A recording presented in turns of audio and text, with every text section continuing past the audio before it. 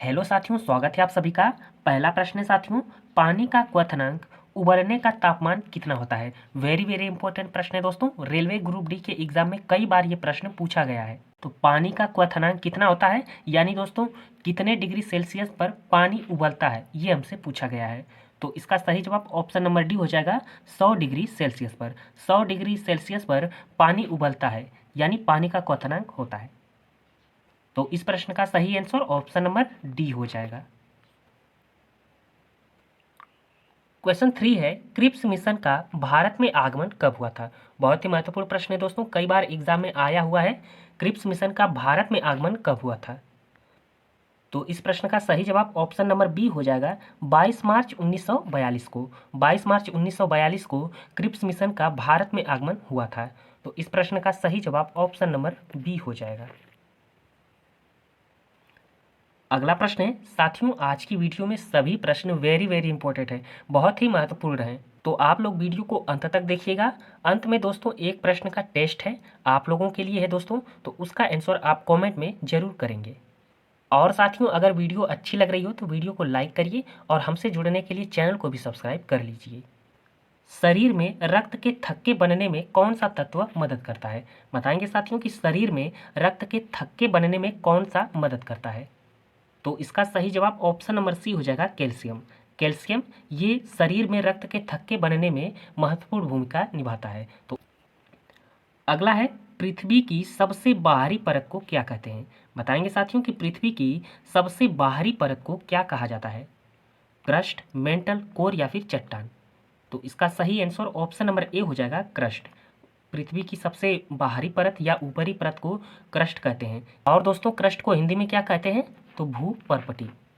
भूपर्पटी। तो आप लोग इसे भी याद रखिएगा, क्रस्ट या फिर भूपर्पटी। तो इसका सही जवाब ऑप्शन नंबर ए हो जाएगा।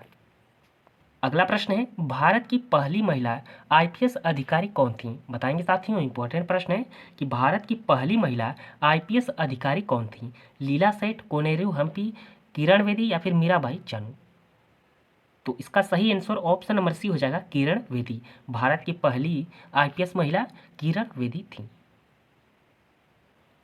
अगला प्रश्न है, हड्डियों और दांतों को मजबूत बनाने के लिए कौन सा तत्व आवश्यक है। बताएंगे साथियों कि हड्डियों और दांतों को मजबूत बनाने के लिए कौन सा तत्व आवश्यक है।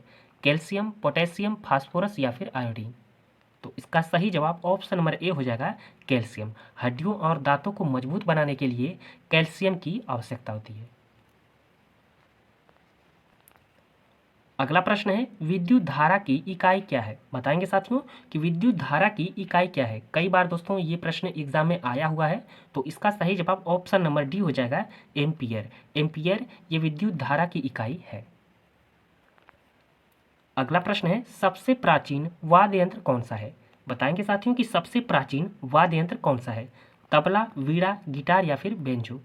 तो इसका सही जवाब ऑप्शन नंबर बी हो जाएगा, वीणा। सबसे प्राचीन वाद्य यंत्र कौन सा है, ऑप्शन नंबर बी, वीणा।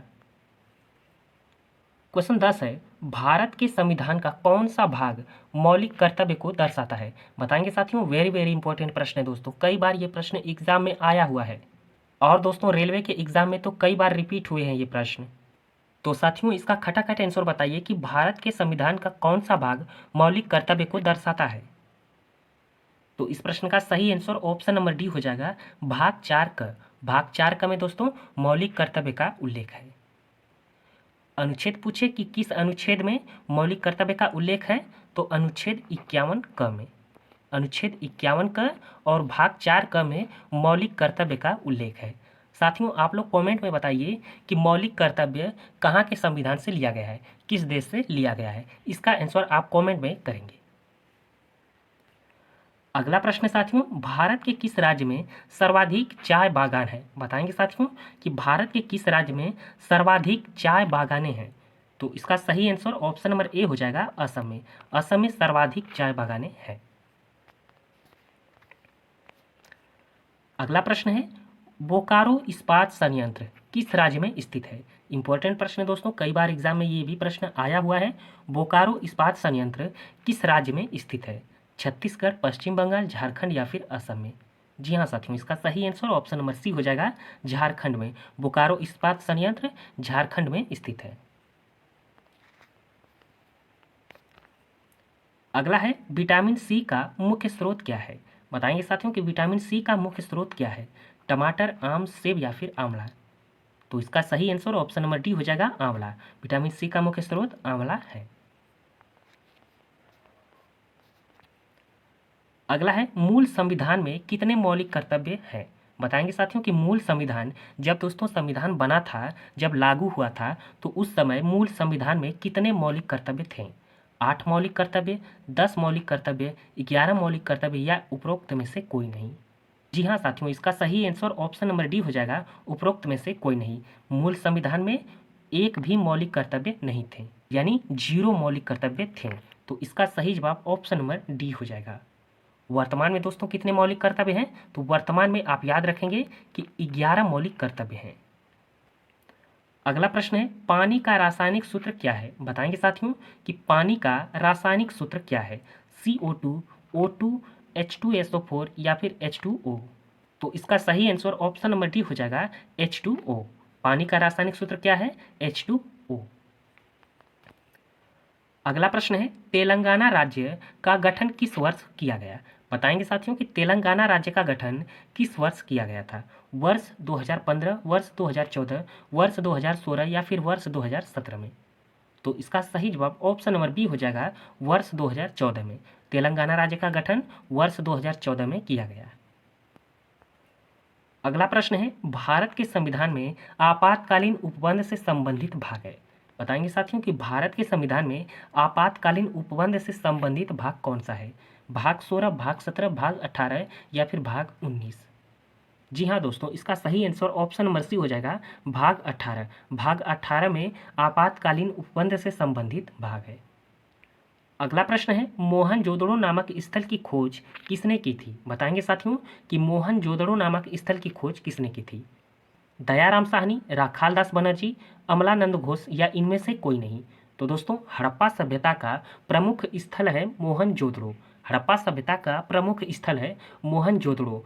और दोस्तों इसकी खोज किसने की थी, तो ऑप्शन नंबर बी हो जाएगा, राखालदास बनर्जी ने। राखालदास बनर्जी ने मोहनजोदड़ो की खोज की थी, जो दोस्तों हड़प्पा सभ्यता या सिंधु घाटी सभ्यता का प्रमुख स्थल है।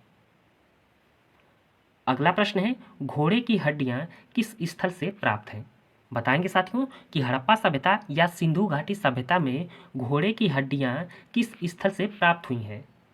तो इसका सही आंसर ऑप्शन नंबर बी हो जाएगा, सुरकोटडा में। क्वेश्चन 20 है साथियों, इंडिका नामक पुस्तक के लेखक कौन है। इंपॉर्टेंट प्रश्न है दोस्तों, कई बार ये प्रश्न एग्जाम में आया हुआ है। तो इंडिका नामक पुस्तक के लेखक कौन है, ऑप्शन नंबर ए वाला, मेगास्थनीज। इंडिका नामक पुस्तक के लेखक कौन है, मेगास्थनीज। अगला प्रश्न है नंद वंश का संस्थापक कौन था। बिंबिसार, शिशुनाग, घनानंद या महापद्म नंद। तो इस प्रश्न का सही आंसर ऑप्शन नंबर डी हो जाएगा, महापद्म नंद। नंद वंश का संस्थापक कौन था, तो महापद्म नंद। और दोस्तों आप लोग कमेंट में बताइए कि नंद वंश का अंतिम शासक कौन था। नंद वंश का अंतिम शासक कौन था, इसका आंसर आप लोग कमेंट में बताइए। और दोस्तों ये 4 आपके ऑप्शन भी हैं, यही चारों आपके ऑप्शन हैं। आप लोग कमेंट में बताइए कि नंद वंश का अंतिम शासक कौन था। अगला प्रश्न है विटामिन सी का रासायनिक नाम क्या है। दोस्तों ये प्रश्न ग्रुप डी के एग्जाम में 2 से 3 बार आया हुआ है। और दोस्तों इस बार भी किसी न किसी शिफ्ट में ये प्रश्न जरूर आएगा। तो विटामिन सी का रासायनिक नाम क्या है, ऑप्शन नंबर डी, एस्कॉर्बिक अम्ल। एस्कॉर्बिक अम्ल विटामिन सी का रासायनिक नाम होता है। अगला प्रश्न है घातक एनीमिया होता है। दोस्तों अगर आपको वीडियो अच्छी लग रही हो तो वीडियो को लाइक करिए और अपने दोस्तों के साथ भी शेयर करिए। और दोस्तों रेलवे की बेहतर तैयारी के लिए हमसे जरूर जुड़िए, तो चैनल को भी सब्सक्राइब कर लीजिए। तो घातक एनीमिया किससे होता है, option number A, vitamin B12 की कमी से। विटामिन B12 की कमी से घातक एनीमिया होता है। अगला प्रश्न है कोशिका का नियंत्रक केंद्र है। बताएंगे साथियों कि कोशिका का नियंत्रक केंद्र कौन सा है, ऑप्शन नंबर बी, केंद्रक या फिर नाभिक। अगला प्रश्न है दोस्तों, ये इस वीडियो का अंतिम प्रश्न है और ये प्रश्न आप लोगों के लिए होमवर्क है। इसका आंसर आप कमेंट में बताएंगे। ये प्रश्न आप लोगों के लिए टेस्ट के रूप में है। रक्त का थक्का बनाने में सहायक विटामिन है। बताएंगे दोस्तों कि रक्त का थक्का बनाने में कौन सी विटामिन सहायक है। Vitamin A, vitamin C, vitamin K या फिर विटामिन ई। तो इसका आंसर आप लोग कमेंट में बताइए। तो साथियों आज के लिए इतना ही। वीडियो अच्छी लगी हो तो वीडियो को लाइक करके जाइएगा, और अगर आप चैनल पर नए हो तो चैनल को भी सब्सक्राइब कर लीजिए। Thank you very much.